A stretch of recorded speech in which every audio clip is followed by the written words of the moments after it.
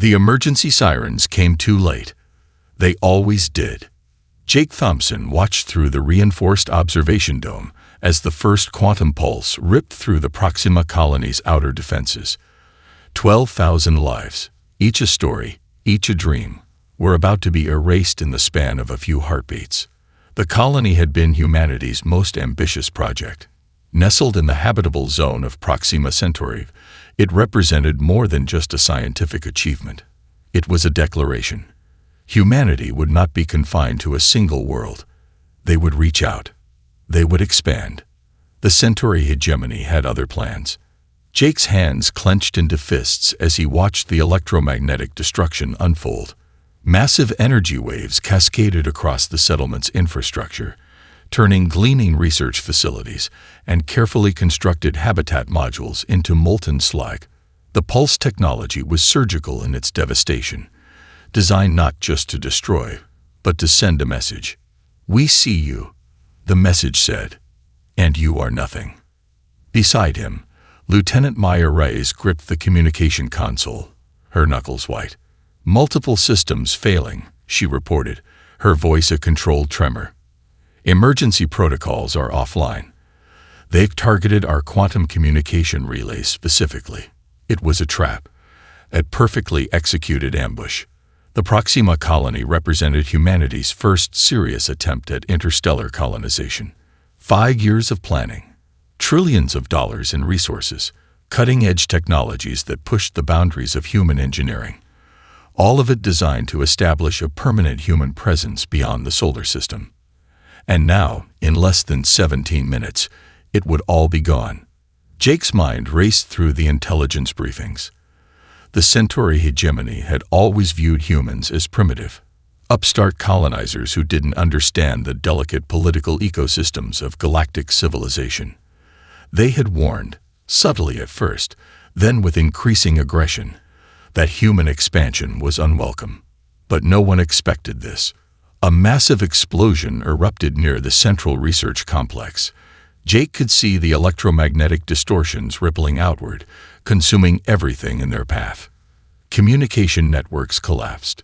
Life support systems failed.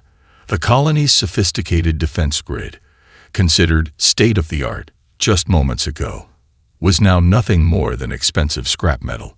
"Survival pods are launching," Maya reported, her voice breaking. "But the pulse is disrupting their navigation systems. Most are going off course." Jake knew what that meant. Off course in deep space was a death sentence. Something caught his eye, a strange glimmer amid the destruction.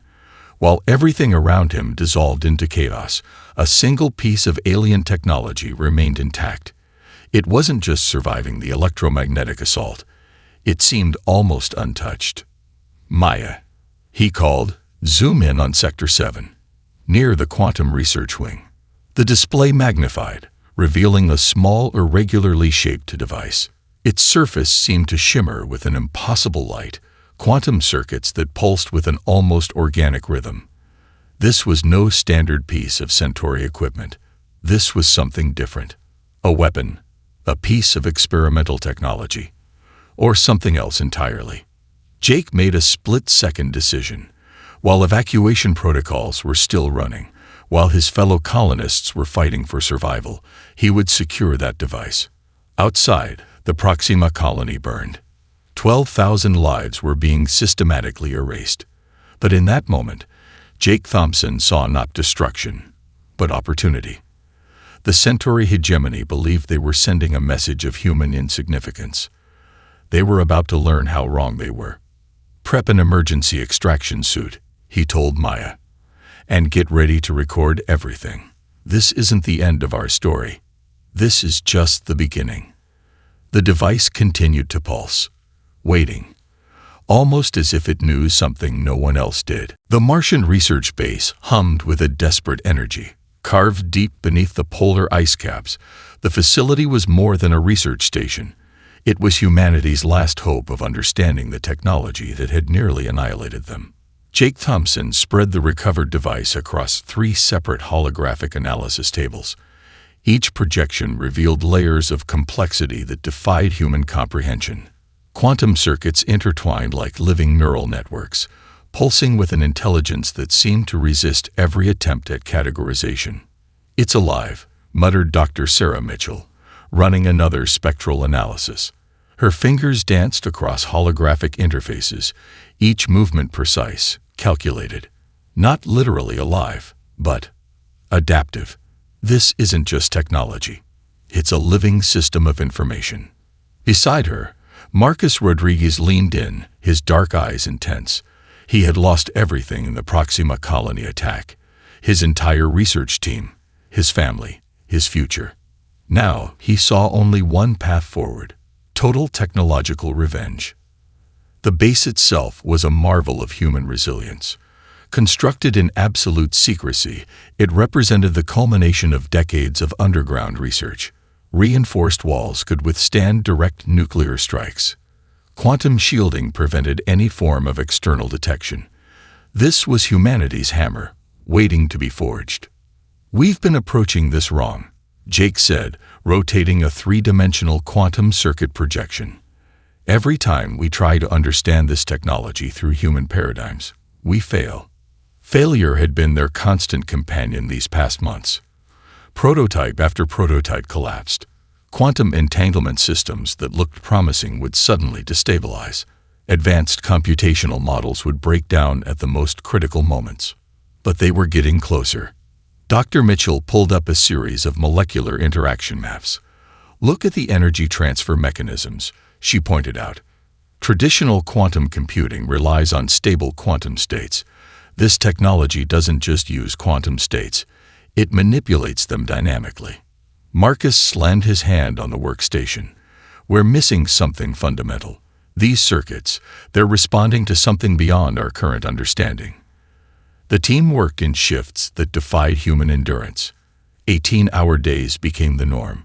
Specialized nutrient feeds and advanced neural stimulants kept them functioning at peak efficiency. Sleep was a luxury they couldn't afford. Jake understood the psychological toll. Each team member carried profound loss. Sarah had watched her entire research division get decimated in previous colonial conflicts. Marcus had seen his family reduced to statistical casualties. Their pain was a fuel more powerful than any technological breakthrough. Another prototype failed spectacularly. Quantum matrices collapsed, sending a cascade of energy that momentarily blacked out half the research wing. Most teams would have seen this as a setback. They saw it as progress. "The energy signature," Sarah called out, her voice cutting through the momentary darkness. "Did you see how it distributed? It's not random. There's a pattern." Marcus was already pulling up the diagnostic logs. Lines of quantum fluctuations danced across multiple screens. What looked like chaos to an untrained eye revealed intricate, almost beautiful mathematical symmetries to their enhanced perceptions. "We're not just reverse engineering," Jake muttered. "We're learning a new language of technology." Weeks blended into months. The United Earth Council grew impatient. Funding was tight. Political pressures mounted. But Jake's team had been given something more valuable than money: absolute autonomy. Their latest breakthrough came during a marathon 72-hour coding session. Marcus discovered a method to make the alien circuits essentially speak human computational language. It wasn't translation. It was transformation. The device they were studying was more than a weapon.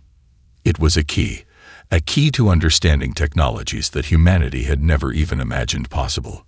"We're going to turn their weapon into our salvation," Jake told his team during a rare moment of rest. The determination in his voice was unmistakable. This was no longer just about revenge. This was about evolution. Outside the base, Martian winds howled against layers of reinforced ice. Inside, humanity was rewriting the rules of technological engagement, one quantum circuit at a time. The laboratory fell silent, not the quiet of exhaustion, but the breathless stillness of anticipation. Marcus Rodriguez's hands hovered above the quantum interface, fingers trembling almost imperceptibly. Lines of code, if they could even be called code, danced across holographic displays, creating patterns that defied traditional computational logic. "This is it," he whispered. The adaptive quantum resonance system wasn't just a technological achievement. It was an act of defiance so profound it would rewrite the fundamental understanding of human potential. 43 previous attempts had failed spectacularly. Quantum matrices had collapsed. Computational systems had melted down. Entire research wings had been temporarily disabled by cascading energy surges. But this time, something was different. Dr. Sarah Mitchell leaned forward, her eyes reflecting the complex holographic projections. Years of research, decades of human technological development, countless sleepless nights, everything had been leading to this moment. The alien technology they had recovered from the Proxima Colony massacre was no longer just a mysterious artifact. It had become a living blueprint for human innovation. Quantum adaptive protocols are stabilizing, Sarah murmured, her fingers dancing across multiple interfaces. Energy transfer rates are within acceptable parameters. Jake Thompson watched from the observation deck, his body tense. He had seen too many promising prototypes fail to allow himself any premature hope. But something in the air felt different. The very atmosphere seemed charged with potential. The breakthrough wasn't just about understanding alien technology. It was about fundamentally reimagining what technology could be. Traditional quantum computing relied on maintaining stable quantum states, a delicate dance of precise measurements and controlled environments. This new system did something entirely different. It didn't just maintain quantum states. It manipulated them, transformed them, spoke their language. Marcus had discovered the key hidden in the most unexpected place, not in the complex mathematical models, but in the subtle interactions between quantum circuits. It was less about breaking a code and more about understanding a conversation. The system is learning, he called out. Not just processing. Learning. Holographic displays showed how the quantum matrices adapted in real time.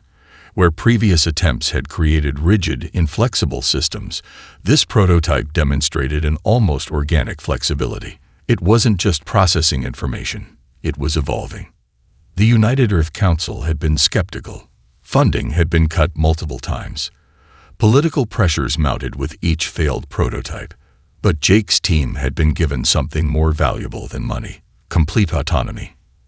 Energy resonance at 92.7%. Sarah reported, her voice a mixture of scientific excitement and barely contained wonder. Quantum entanglement maintaining structural integrity. Marcus let out a sound that was half laugh, half sob. Years of personal loss, his family, his colleagues, his entire future, had been channeled into this single moment of potential triumph. The implications were staggering. This wasn't just a new form of computing. This was a fundamental reimagining of technological interaction. Humanity would no longer be passive recipients of technological advancement. They would become active participants in its creation.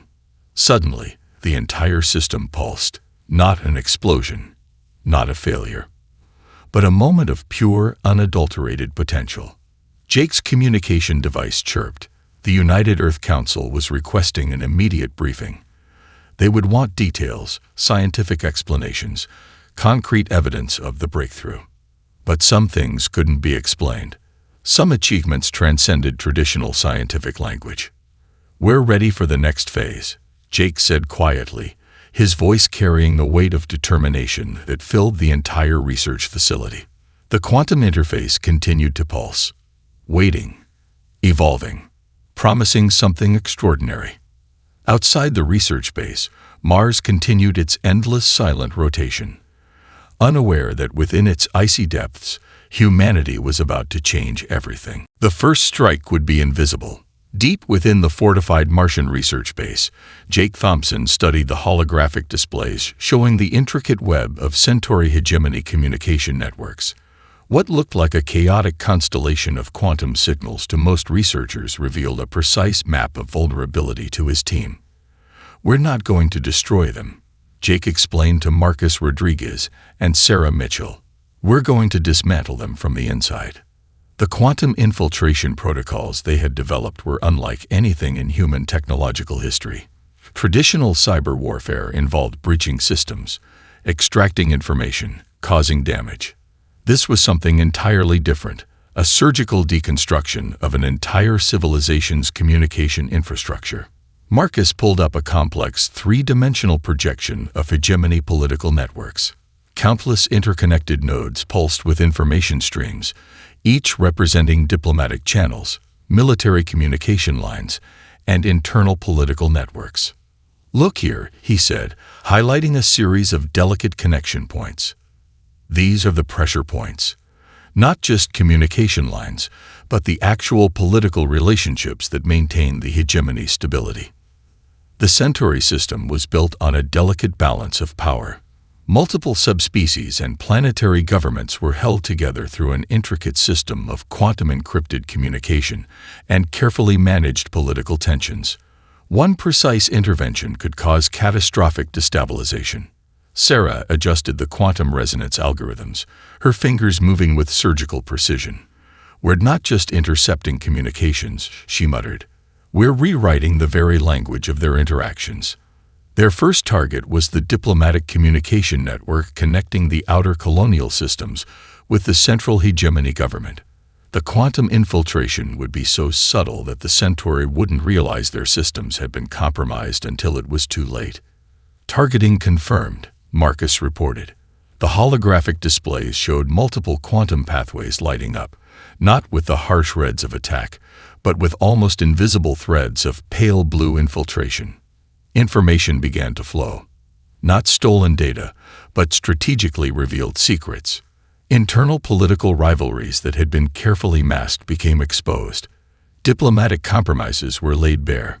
Backroom deals that had maintained the hegemony's fragile political structure for centuries suddenly became public knowledge. Jake watched as entire political alliances began to crumble, not from external force, but from the weight of their own exposed conspiracies. "They built their civilization on secrets," he said quietly. "We're simply turning those secrets into sunlight." The quantum infiltration was more than a technological achievement. It was a form of warfare that the Centauri couldn't comprehend. They understood physical destruction, military might, technological superiority. But this was something entirely new. Sarah tracked the cascading effects of their intervention.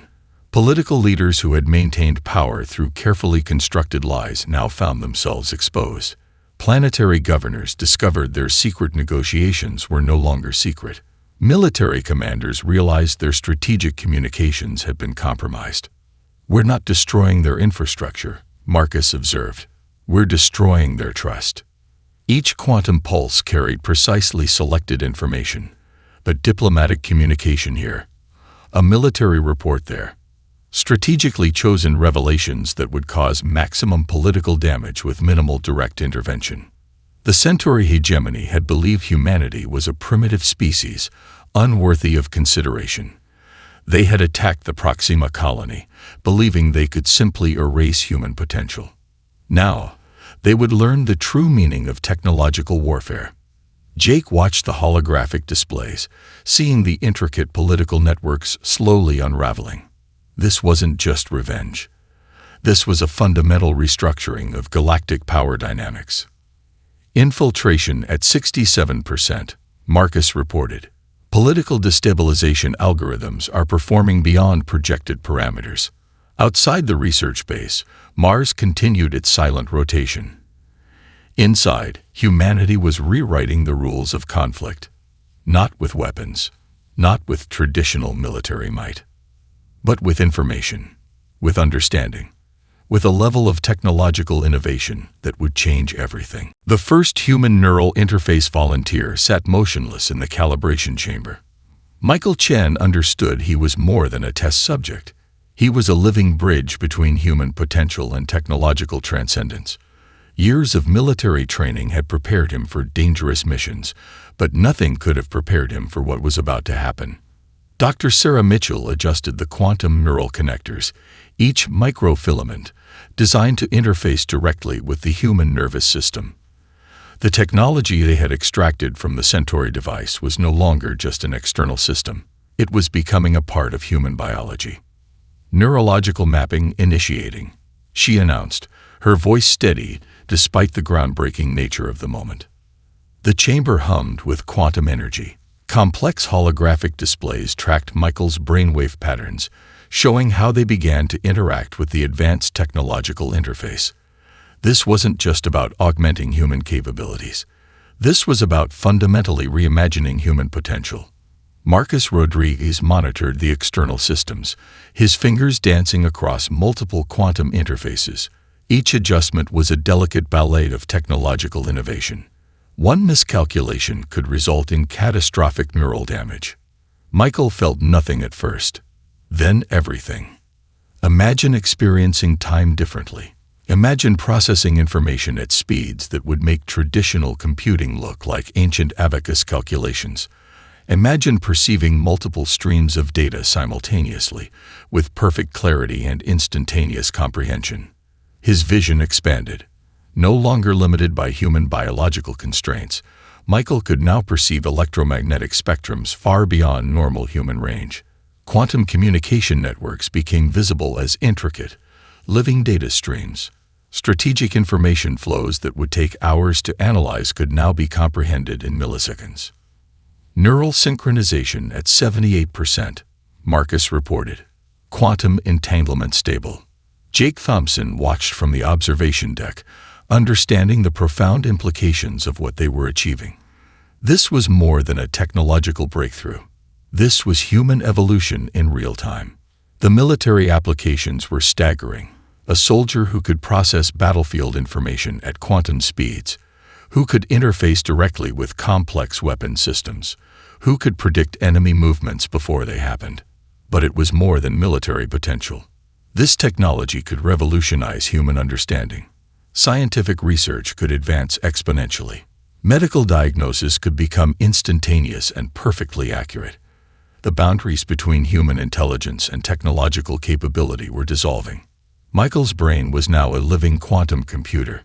"I can see everything," he whispered, his voice carrying a sense of wonder that transcended human language. "It's like the entire universe is communicating." Sarah monitored his neural pathways with scientific precision.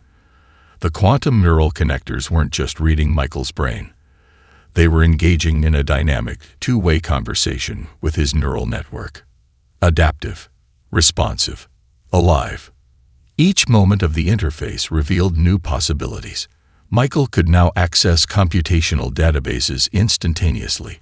Complex mathematical equations resolved themselves in his mind faster than he could consciously track. Strategic simulations played out in multiple potential variations, each scenario analyzed and understood simultaneously.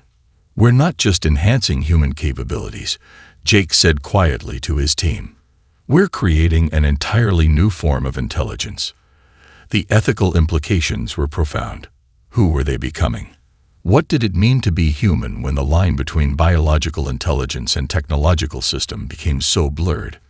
Michael represented the first wave of this new human potential, but he would not be the last. Outside the research facility, Mars continued its silent rotation. Unaware that within its depths, humanity was taking its first steps toward a transformation that would redefine the very concept of intelligence. The quantum interface continued to pulse, waiting, evolving, promising something extraordinary. Humanity was no longer just a species. They were becoming something more. Silence descended over the Centauri hegemony's primary fleet command center. Michael Chen stood at the heart of the human strategic operations base, his enhanced neural interface, transforming the entire battlefield into a living, breathing information ecosystem. The quantum computational systems that once seemed like cutting-edge technology now felt as primitive as stone tools. "Targets acquired," he announced, his voice carrying a calm that belied the magnitude of what was about to happen. The counterstrike would not be a traditional assault. No massive energy weapons, no destructive bombardments. This would be a surgical intervention that would render billions of credits of military infrastructure completely inert. Jake Thompson watched the holographic displays, each projection showing the intricate networks of Centauri military installations. Years of preparation, months of quantum infiltration, and weeks of strategic planning had led to this moment. Quantum frequency modulators are online, Marcus Rodriguez reported. His fingers danced across multiple interfaces, each movement precise, calculated. The Centauri had built their military might on a foundation of advanced technological systems, quantum communication networks, adaptive defense grids, predictive combat algorithms that could anticipate and neutralize traditional attacks. They never anticipated this. Michael's enhanced consciousness spread across the quantum communication networks like a living intelligence. Where traditional cyber attacks would punch through firewalls, his approach was far more elegant. He didn't break the systems. He spoke their language, understood their fundamental communication protocols, and then he simply turned them off. Fleet command centers went dark, not through explosive destruction, but through a complete systemic shutdown. Quantum communication relays fell silent. Defense grid algorithms froze mid-calculation. Entire military installations became nothing more than expensive metal shells. Infiltration complete, Michael reported. Zero physical damage, total systemic neutralization. Dr. Sarah Mitchell tracked the cascading effects. It wasn't just about disabling military infrastructure. They were demonstrating a fundamental truth about technological warfare. Destruction was obsolete. Control was everything. The holographic displays showed Centauri military installations across multiple star systems, massive battleships, orbital defense platforms, advanced weapon research facilities, all simultaneously going dark. No alarms, no explosions, just absolute, complete silence.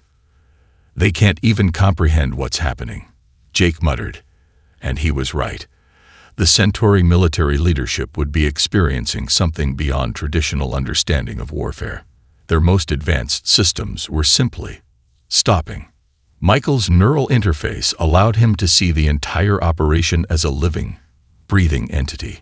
Quantum communication pathways became visible as intricate networks of light and information. He could trace the precise path of each system shutdown, each quantum frequency modulation. "This is more than a counterattack," he said. "This is a message." The message was clear. Humanity was no longer a species to be underestimated. Marcus pulled up comparative data streams. The resources required for this operation were a fraction of what a traditional military assault would demand. No loss of human life, no physical destruction, just pure, precise technological intervention. Systemic neutralization at 99.8%, he reported. The remaining 0.2% was intentional, a deliberate choice to leave just enough functionality to ensure the Centauri understood exactly what had happened. This wasn't about total destruction. This was about demonstration. Across multiple star systems, Centauri military installations stood like silent monuments. Powerful, expensive, completely inert. Sarah tracked the psychological impact. Military commanders would be experiencing a form of technological trauma. Their most advanced systems had been rendered useless without a single physical point of contact. "We've rewritten the rules of conflict," Jake said quietly. Outside the strategic operations base, the universe continued its endless rotation, unaware that within these moments, the fundamental understanding of warfare had been transformed forever. Humanity had just shown the galaxy that true power wasn't about destruction. It was about understanding. The Galactic Diplomatic Summit convened in a massive spherical chamber that defied traditional architectural understanding. Representatives from 17 different stellar civilizations sat in concentric rings, their collective gaze fixed on the human delegation. Jake Thompson stood at the center, flanked by Dr. Sarah Mitchell, Marcus Rodriguez, and Michael Chen. They were more than diplomats. They were living proof of humanity's technological transformation. The Zuran Confederacy representative spoke first, her crystalline translation matrix rendering her words in perfect, emotionless clarity. "Explain your actions against the Centauri hegemony." Silence hung heavy in the chamber. Every species present understood that this moment would redefine galactic political dynamics. Michael stepped forward. His neural interface made traditional communication seem primitive. Information flowed around him like a living, breathing ecosystem. Where other diplomats saw boundaries, he saw connections. "We did not destroy," he began. "We demonstrated." The chamber buzzed with simultaneous translation matrices. Diplomatic protocols were being rewritten in real time. The Corvin cluster representatives exchanged rapid biochemical communication signals. Their tentacled forms shifted in patterns that suggested profound confusion and emerging respect. They had watched humanity transform from a seemingly primitive species to a technological force that could neutralize an entire military infrastructure without firing a single weapon. Sarah Mitchell presented the technical details. Holographic displays erupted around the chamber, showing the precise quantum infiltration methods. Each projection revealed layers of technological innovation that left the other species both terrified and deeply impressed. "We did not seek destruction," Sarah explained. "We sought understanding." Marcus Rodriguez tracked the diplomatic responses. Each species processed the information differently. The silicon-based NEX consortium analyzed the technical specifications with computational precision. The empathic Varen communion felt the philosophical implications on a deeper, almost emotional level. The diplomatic chamber itself was a marvel of interstellar engineering. Quantum translation matrices ensured that nuance and context were preserved across multiple communication paradigms. But today, those systems were being pushed to their absolute limits. Jake understood the true nature of their demonstration. This wasn't about showing military might. This was about revealing a fundamental truth about technological evolution. "We are not a threat," Jake said, his voice carrying a quiet certainty. "We are an opportunity." Diplomatic delegations began requesting detailed technological consultations, not as conquerors, not as potential enemies, but as potential partners. The Centauri Hegemony's delegation sat in stunned silence. Their once mighty political structure had been systematically dismantled not through violence, but through a precise understanding of their own communication systems. Michael's enhanced neural interface allowed him to perceive the diplomatic interactions on multiple levels. He could see the quantum communication flows, the biochemical response patterns, the subtle shifts in political alignments. "They are recalibrating," he whispered to Jake. "Entire stellar political structures are adjusting." The Zuran Confederacy representative made a decision that would be remembered in galactic historical archives. "We request a comprehensive technological exchange with the human delegation." Marcus tracked the diplomatic algorithms. This was more than a simple request. This was a fundamental shift in galactic power dynamics. Sarah's holographic presentations continued to flow. Each projection revealed not just technological capabilities, but a philosophical approach to innovation. Humanity wasn't offering weapons. They were offering understanding. The chamber continued to buzz with translation matrices and diplomatic communication flows. Outside, the stellar environment remained unchanged. But inside this moment, everything was transforming. Humanity had entered the galactic stage, not as conquerors, not as victims, but as something entirely new. The Proxima Colony Memorial stood as a testament to transformation. Where destruction had once reigned, a new settlement rose, a living monument to human resilience. Jake Thompson walked among the rebuilt structures, each building a careful blend of technological innovation and human spirit. Michael Chen stood beside him, his enhanced neural interface allowing him to perceive the settlement in ways no unmodified human could.